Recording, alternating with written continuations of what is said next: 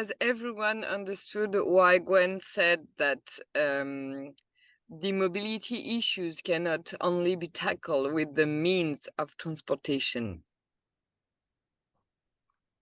Did everyone catch that? Why it isn't enough? I kind of got it. Like, we need to know the reasons why you pick that transportation, but I would like it to be further explained.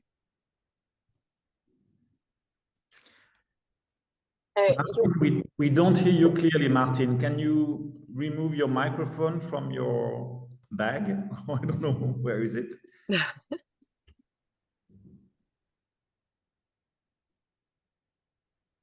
Sorry, maybe it was the headphones. Can you hear me now? Yeah. Okay, so I said that I understood that it's not just the tool that you use to move, it's the decision making behind it. But I would like it to be more explained, explained a little bit further, please. Yes, for sure.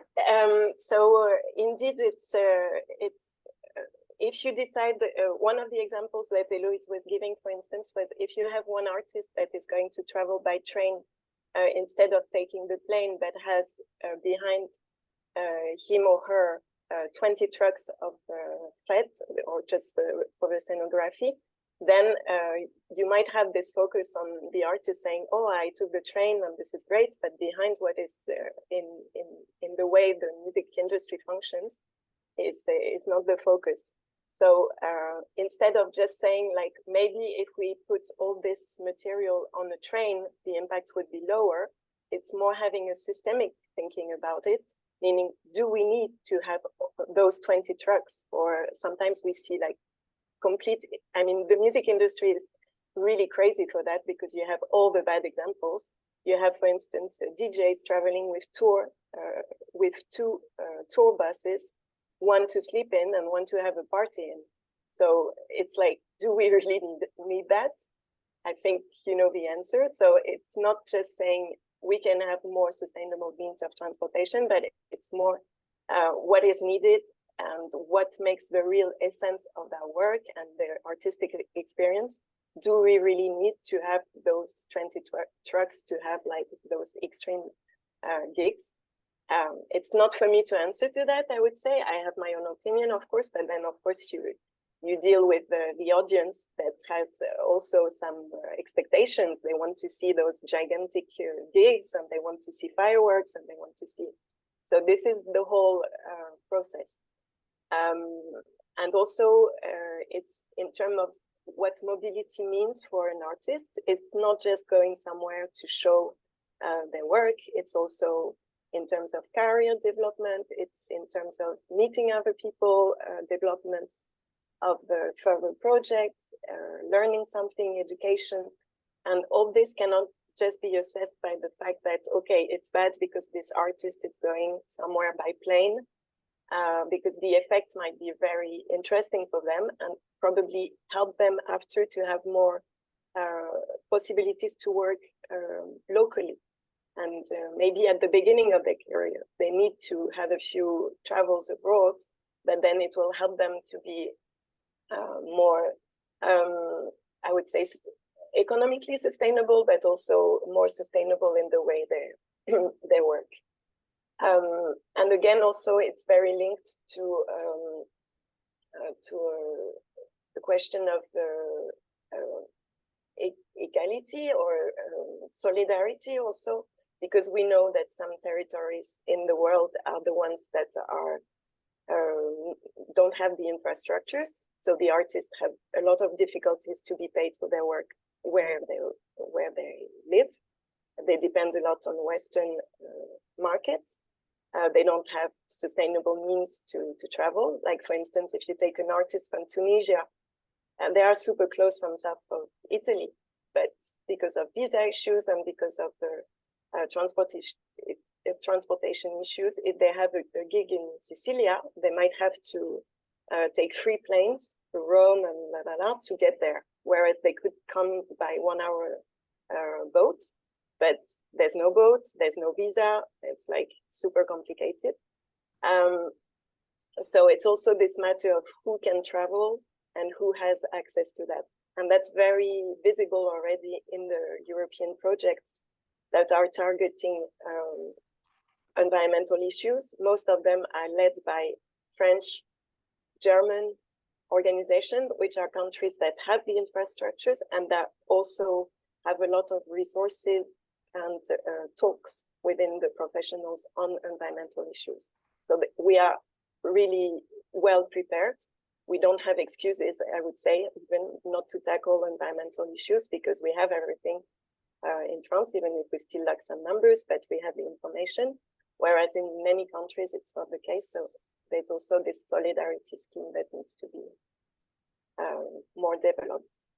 And very short also, mobility also means the food that you eat while being on the way. It also means that you are sleeping somewhere. So it's also all these impacts that are linked to your mobility that are on top of just your means of transportation. If I may, Gwendoleen, I'm Bruno. I'm part of the company that is coordinating LeCake project, and we are doing a lot of EU projects for years.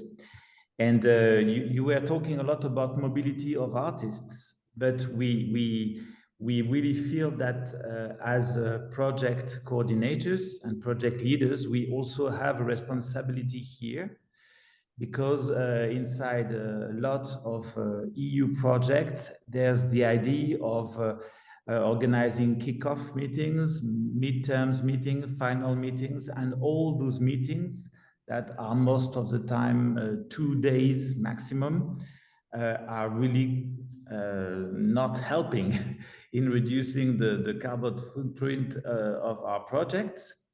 And on the opposite dimension, we have many good reasons to organize them, because it's the only way to really meet face to face, to really know each other, to really have a certain quality of connection. So I am wondering if in the experience you have, you found some new approach, for example, for those meetings that are really polluting our work, for those meetings to take place with a good quality, but with a reduced footprint. Yeah, it's a challenge for sure, and it's something that we need to reassess every time, looking at, is it really important, and when it is, like, how can we organize it in the best way? I would say there's been a lot of progress, because I remember even before COVID, I remember still seeing some people going by plane to Brussels for a 1-hour meeting. I don't think this is happening anymore, or hopefully not.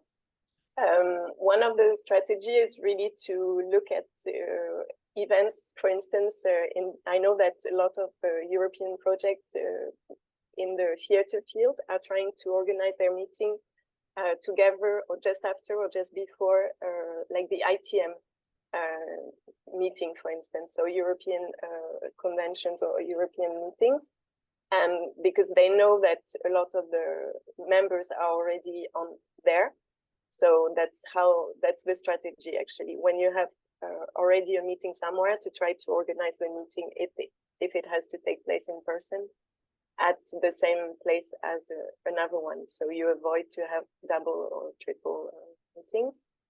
And yeah, most of the strategy is around concentration of, so trying to have 2 or 3 meetings at one place rather than just, which of course raises other issues. And another one, which is more, yeah, a lot of the German organizations are doing that, is to allow and to cover also the cost for people to come with their kids, which can sound counterproductive, because it means another person is traveling, but actually it allows those persons to stay longer and to have they don't have to fly back because they need to take care of the kids. So it's also one of the strategies that is being developed to have either residencies or places that will allow you to travel with your kids, or with someone who can take care of the kid also during the time you are needed to work.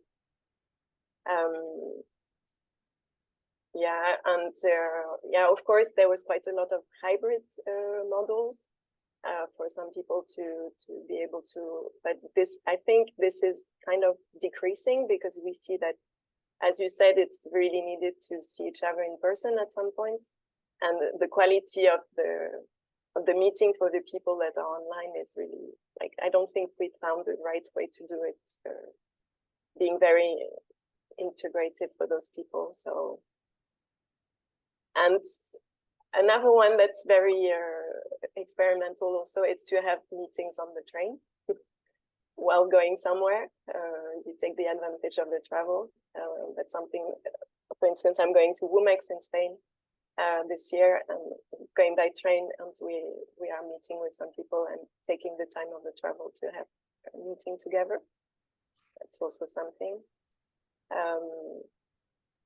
And also allowing people to take their holidays on the side of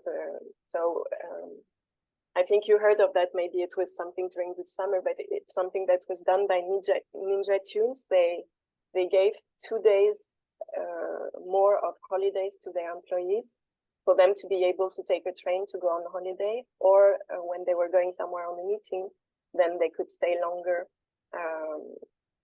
and they didn't have to justify the fact that they were taking their train back 2 weeks after. They were staying on the spot for personal reasons as well. I think Rosanna wanted to ask something. Rosanna? Yeah, so I'm working for the Consol theater, which is a little theater which does production for children and young adults. And we were actually also working on this idea of a local hub and trying to make the transportation for the artists more efficient. But actually we have the problem that sustainability requires more planning, and therefore you need more time, and we lack the personnel. And then we have all this problem with financing. So for example, for EU projects, they often are planned on the permission that you already have all the employers, and they do not take into account that you have to pay, for example, freelancers to work on those projects. So in the moment, we're really going round and round. So we need more planning to be more sustainable, but we lack the personal resources. So maybe you have an idea how to tackle this issue. I wish. I know that's an issue with the Erasmus Plus project. We are working with Creative Europe project. So in this framework, we can hire freelancers, and we kind of find ways around, I would say, sometimes. But this is definitely an issue. And I think also because we are in this framework, which is, it's not like I think the EU has a lot of expectation from the cultural sector to contribute to the European Green Deal, but the money is not there. It's not with the amount that we have for culture that we're going to save the planet, for sure. So it's only that much that we can do. But I know that for us, it was a good way where we couldn't find the money on the national level for that. It changed a bit now. We do have some funding, especially in the music sector. But European projects was really a way for us to go and get some money for some experimentations that we couldn't find on a national level. And even if sometimes we do have those same issues with planning in advance, it allows us to take some risks and to work collectively on that. And I think that's the biggest asset that we have. But for these local hubs, we are just starting. Actually, it's a new project, so it's the learnings from the previous projects that kind of drove us into this direction. right now we are going to write a blueprint and to start to train people. So if you are interested, I can also put you in touch with the coordinators of the project, and maybe if you're interested to follow this, that's totally possible, and we can join forces. That's the idea.